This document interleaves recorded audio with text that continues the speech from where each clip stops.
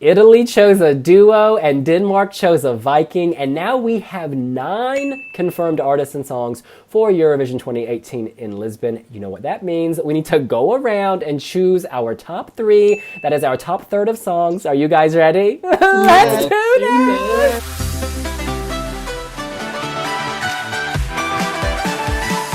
Bernardo in Portugal, why don't you kick us off with your number 3? Surprisingly, my number 3 is Albania.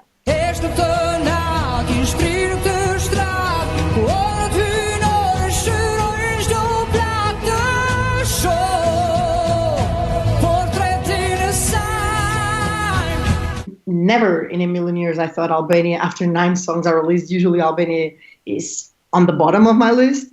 But for some reason, I think Eugen's voice ignites something inside me. And I think the voice is extremely powerful. I think the song is very powerful. And I know this is not the studio version, so it is just the version of Festival Congas. I think it's really, really strong. It's a rock song, something we are used to get from Albania in particular. It's always very powerful, big, huge voices. But I think Eugen's is very clean, you know? It doesn't go like Albania's Lindita. She goes up and she goes down. It's just, she comes through with his voice, and it's incredible for me. It's still there. I don't know if it's going to be up there when the studio cut is released, but for now I'm going to keep it in 3rd place because, yeah. You know what? He is always kind of teetering toward my top 3, but because it's not the final studio cut and it's 4.5 minutes, that's where it lets me down, because I think that song is better when it's compact in 3 minutes, but I love it. It's really good. In any case, Porrig, number 3. I'm in a bit of a quandary because I kind of have 2 songs battling out for my number 3, and I kind of want to have 4 in my top 3, which obviously defeats the purpose of this video. And I'm kind of in between Nicholas Joseph and Suri from the UK. And depending on my mood, it's one or the other. And right now, at this time of recording, Suri is pipping Nicholas Joseph to the post. Don't last forever.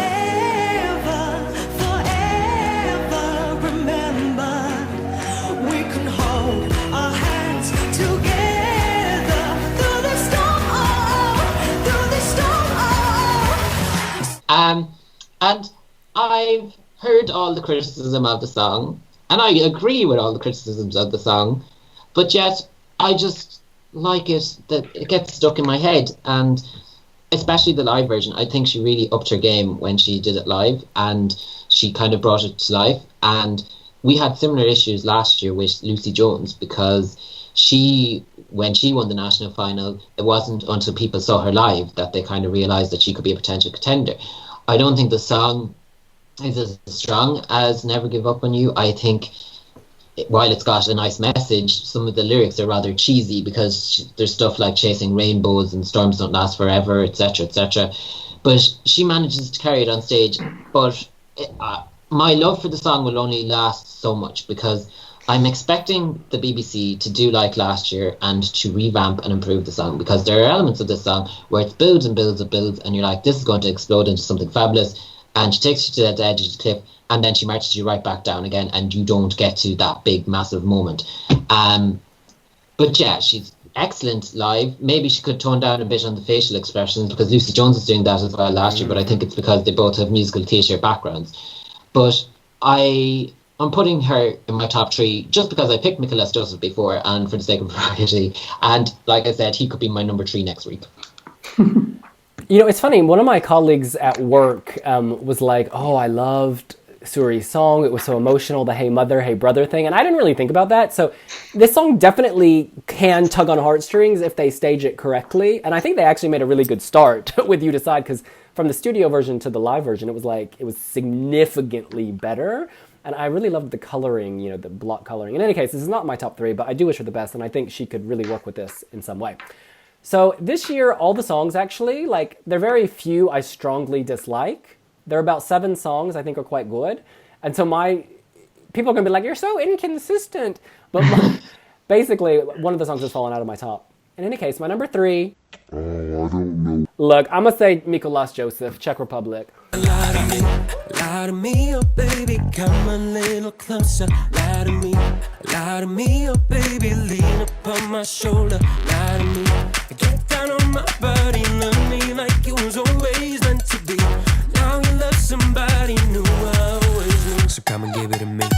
I didn't put this in my top 3 last week, but I've been listening to it, and they are remastering it. He performed this live finally in Ukraine, and I think that's what's changed my kind of impression, is he's very good live. He works geek chic. There is sass. There is attitude. It makes a song that some might write off as trashy go up a notch because he has so much swagger. He was working that geek look, but it was like the geek next door, and you're like, yes, geek next door. It looked great. He sounded great. And there was a total package. Do you see what I'm saying? Like, you've got the song, you've got the staging, and he was in Ukraine. They haven't planned their LED, or there aren't LEDs in Portugal, but they haven't planned everything that will surround the song yet. And he was really selling it. So he is my number 3. This is a grower. You hear the thing, whatever that is, that kind of digital percussion instrument. I call it a trap beat. I'm sure that's wrong. But whenever I hear that, it reminds me of Cool Me Down. And like, it's just like, it makes you want to bounce, bounce, bounce. It's very infectious.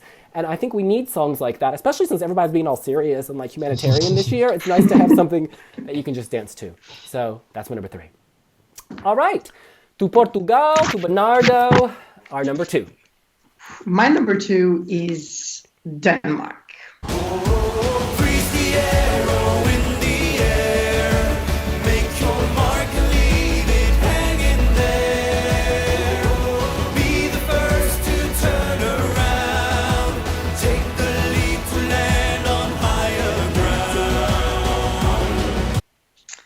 And I know a lot of people have been, quote unquote, trashing this entry. And I know it's cheesy as hell. But for the past years, I've been expecting for especially Eastern countries to send something more traditional, with more traditional vibes, because I think everyone is going towards a more heavily pop-produced tunes, and countries are losing from year to year a little bit of themselves and of their cultures. And I think this is going back to the time in Eurovision where countries actually try to bring some of their culture to the stage. It's not the best song for sure, but I think in the mix of heavily pop-produced songs, this will stand out. I love the Viking feel of it. I think it has everything to be epic on stage. If they change the staging from the national final, it was too dark for the song. The song has the qualities to explode and have massive staging, and I hope they do that and create a mood. And yeah, I think his voice is really, really good as well. And for now, I'll keep this one here, but it will probably go down when the next songs come up. But for now, yeah, I'm going to give them credit for going back to their roots and try to end a cycle of generic pop.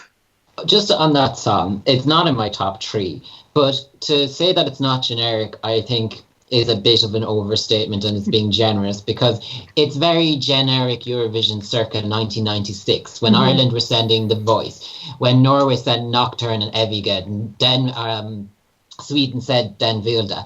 It sounds like it's straight out of Eurovision 1996, and it's the production sounds that old. It's not kind of like a nice throwback, and it's like a Hollywood producer was like, well, what would the Vikings sing? We need something for the end credits, and they came up with this. It doesn't strike me as being authentic to Denmark at all, and there was even news out today that it was originally submitted into Melody Festival, and so I'm not buying this at and all. got rejected from Melody Festival. The last song got rejected in Melfest and went to Denmark. Denmark got a better result than Sweden. But that's Well, on to Cast, let me tell you this, honey. This sounds like a song that you would hear at a theme park in one of those little boats when you're riding with your children. You know what I'm saying? They got some Vikings like killing sheep on the... It's just... I think he's a good singer. I think they did a lot with the staging. It was very Boston Tea Party. It's memorable. I'm going to give them that. But no, it's no for me. In any case, Porig, let's take it over to your number 2. My number 2 is Italy's Ermal and Fabrizio. Non mi avete fatto niente, non avete avuto niente, perché tutto va oltre le vostre inutili guerre. Non avete fatto niente. And while I don't understand the song at all, and I'm not even going to attempt to pronounce the title, it strikes a chord, and I get the message that they're able to convey it so strongly with just their voices alone. They're seasoned professionals, and I was really happy that they chose to go, because with Italy it's always a case of everyone in Sanremo nearly is a big pop star, and would they see Eurovision as beneath them? And it's always nice to see them say, actually, I want to do it. I want to spread my message. I want to sing my song in front of Europe. And the message is there, and it's a strong message, and you know that they're not singing about something frivolous, and that I've said in our Italian reaction video that it's nice to see kind of the duets shaking up a bit, that it's a male, because a lot of the time it's male and female, and they're usually singing about love, whereas this is a more serious topic. And yeah, it's a credible entry, but it has enough mass market appeal that, like, without falling into kind of, we're using this phrase so much this year, but the fast food music, it doesn't fall into that trap, but yet it still has the mainstream appeal. Porrick, you are a man of my own heart. This is also my number 2.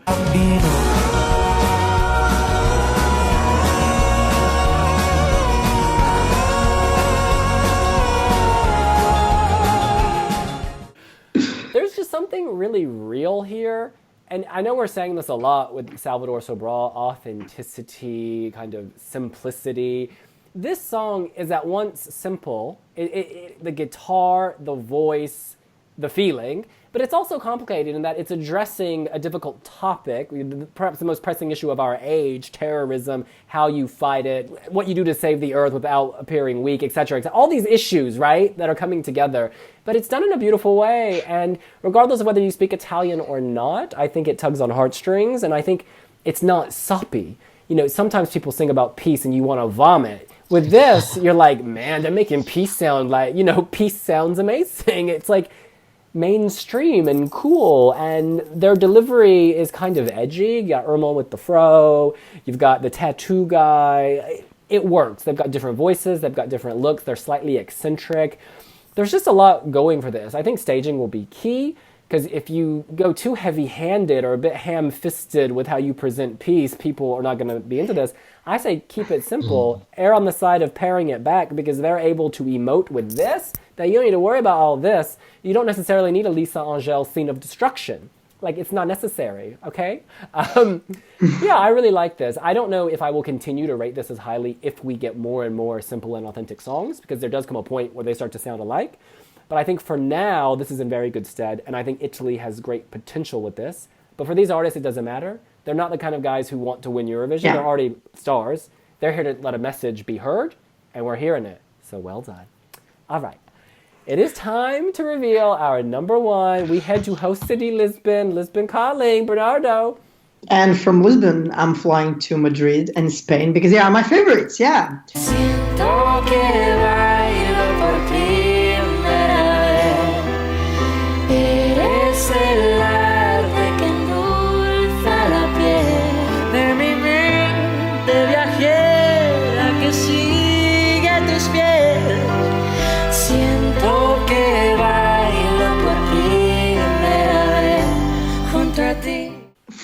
For weeks now, every time the song comes on my playlist, it's like a moment for me. I need to stop everything I'm doing, and I need to listen it from the end, from the beginning to end. I think the melody is incredible. And I think everyone that tries to compare this to Salvador is, I won't say they are crazy, because there are clearly some similarities, but at the same time, the song is completely different. So every time the song comes on, I need to stop, because I always have a moment. I need to listen to the song from the moment it begins till the moment it ends, because it's so magical and it transports me to another place. I think his voice is very, very good. I think her voice is even better. And I think pair them together, it's really, really good. I know the staging in the national final is not bad. And at the time we're recording this video, they're actually performing it again on Spanish television on a special OT gala. And I hope the staging is better tonight. But yeah, I don't have anything more to say about the song, because I've been hyping the song a lot for the past two weeks since it got out. It's by far my favorite. I don't think for now any song that's selected can top this. But yeah, this is good, and I know they'll perform well. Even if they don't get a high position on the scoreboard at the night of the final, they should be proud of the entry they are sending to Eurovision this year. Because no one is going to say, oh, the Spanish song was horrible, because it's impossible to say the song is horrible, because it is not. Muchas gracias. Well, it feels like to me that this song, you've been hyping it up, it feels like, for 2 years, along with all of Spain, that you never shut up about it. And I think that a lot of people outside of Spain might appreciate the song a lot more if people shut up about it for a little bit and just let people find it themselves. Like, it's a perfectly nice song. I think it's too similar to Salvador, but it's fine. I don't hate it. I don't dislike it. It's not on my bottom, but it's obviously not my number one. My number one is Madame Monsieur with Mercy.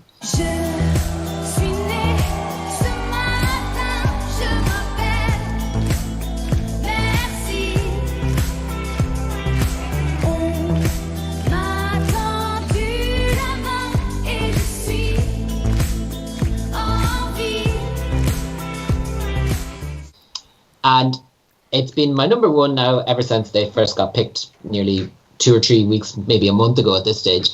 And it's like Italy. It's got the message, but it transcends the language barrier, and it's done very cleverly because with the mercy and the play on mercy and je m'appelle merci, they're basic French words, but everybody understands them. And like, there have been people saying that it's going to be difficult to get this message across because of the language. Like, Christer Bjorkman said it in an interview with wiwibloggs there last weekend. But if the staging is done right, that doesn't matter. Salvador Sobral, nobody understood his message, and they still got the point.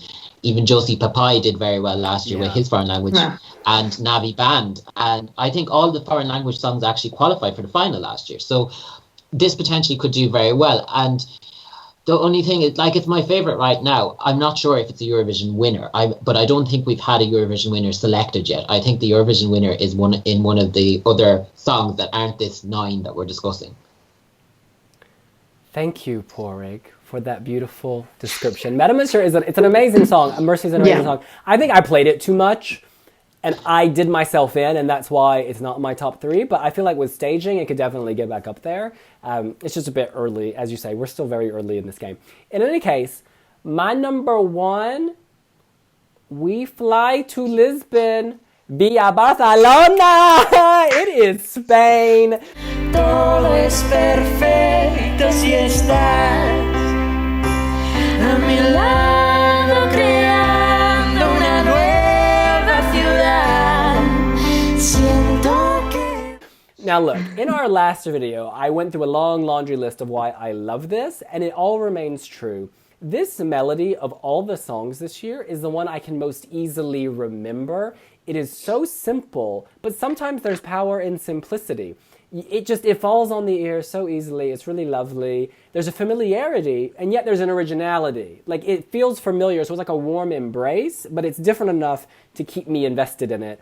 I believe in their chemistry. Some people are like, oh, it's so fake, their chemistry. It's so produced for TV. Well, I'm buying it. And I think millions of Spaniards bought it as well. And, they were following these people for weeks on end, months on end. And so they would have called them out if it was fake. It would have been all over the tabloids if it was fake, because it's followed so closely.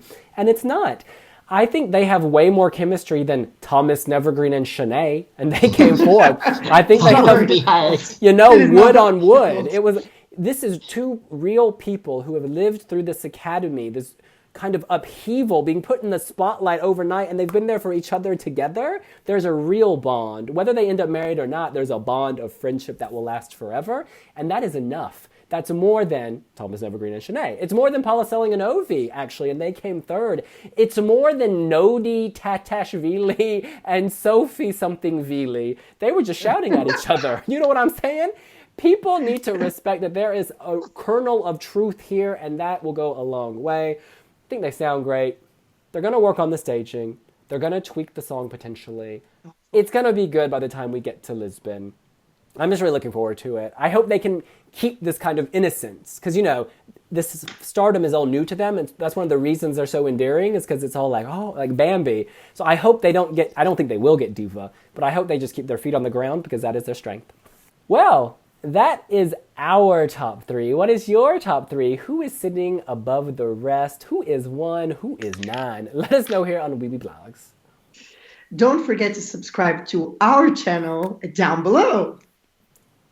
Join the notification squad by hitting the bell, and then give us a big fat juicy like. Oh, and a thumbs up. And we'll see you later. Bye. Bye. Adios.